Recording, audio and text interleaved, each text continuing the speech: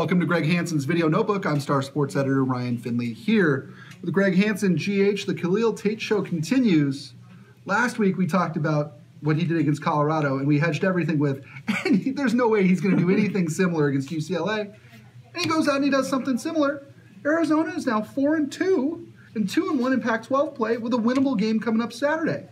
What in the, can we say hell? Yeah. Dominic is saying we can say hell. What the hell is going on? You know, on the first possession, he goes 71 yards for a touchdown, and you just shake your head, and you wonder, is this something we're going to see for 2 or 3 years, and look back 10 and 20 years from now and go, this guy was the best. Right. This guy wasn't playing until Brandon Dawkins got knocked on his butt on the sidelines against Colorado. Yeah. In 7.5 quarters, he's completely changed the conversation about this football team. No fumbles, no interceptions. He hasn't looked shy. He's just been a dynamo. What do you think makes him different from Dawkins? More explosiveness. Okay. More elusiveness. And apparently he's developed a better touch in passing, or they're giving him a better offense from which to operate. Right, they're playing to his strengths. Yeah. But I'm sure they plan to play to Dawkins' strengths too.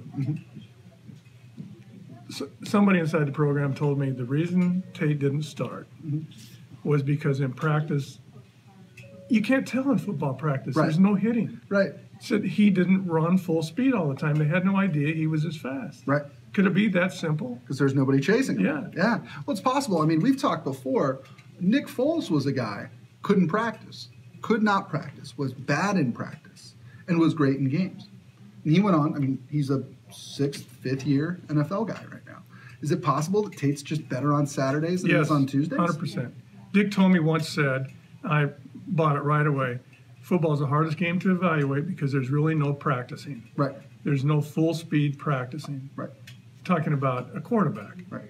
So didn't that apply here? Sure, and even when you are practicing, I mean, you're not going up against the defense. May hit you. The defense doesn't want to kill you. Yeah, like the opposition would.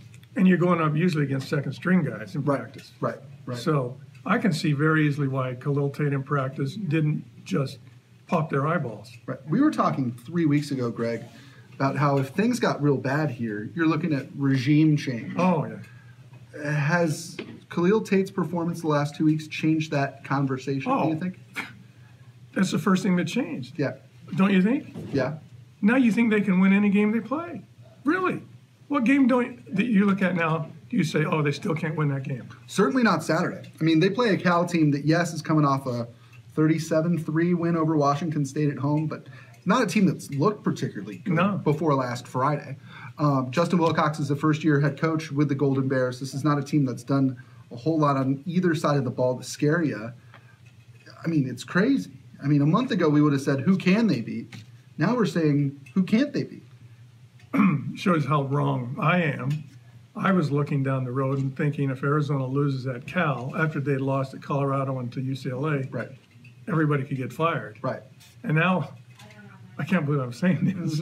If they beat Cal, I think RichRod is the front runner for Coach of the Year in the league. Absolutely. I mean, look, if he can take a team that we all thought, look, I thought they'd win 6 games. I didn't think they'd win 6 games like this. Yeah. But if he can take them to a bowl better than, say, the New Mexico Bowl. Yeah. My goodness, he's the conference coach of the year. The power of one.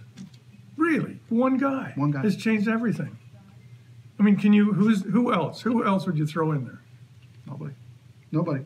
Is there? And it's funny because their defense is no better or worse than it was 3 weeks ago. I don't think. And their receiving group is probably the least productive in the league. Yeah.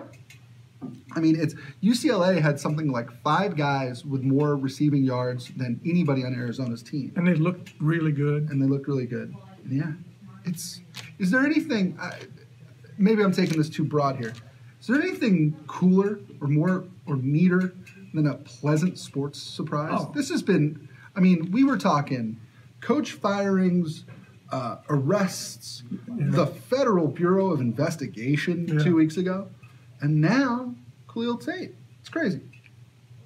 It reminds me so much of 1992. Arizona was coming off Dick Tomey's only really bad year, and they opened by tying a horrible Oregon State team. And suddenly, out of nowhere, fourth or fifth game of the year, Desert Swarm was born. And it changed the whole climate of sports in Tucson. This is the same thing 25 years later. Crazy. Yeah. Could you, in a million years, have thought this is what would happen? Not a chance. Not a chance. This is why we love sports. Yeah. Yes.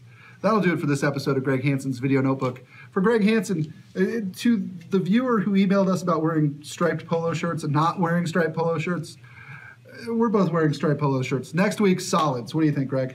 Yeah. Okay, good. It makes me look even bigger. It's just not. It's not a good look. It's not a good look. I'm Ryan Finley. We'll see you next time.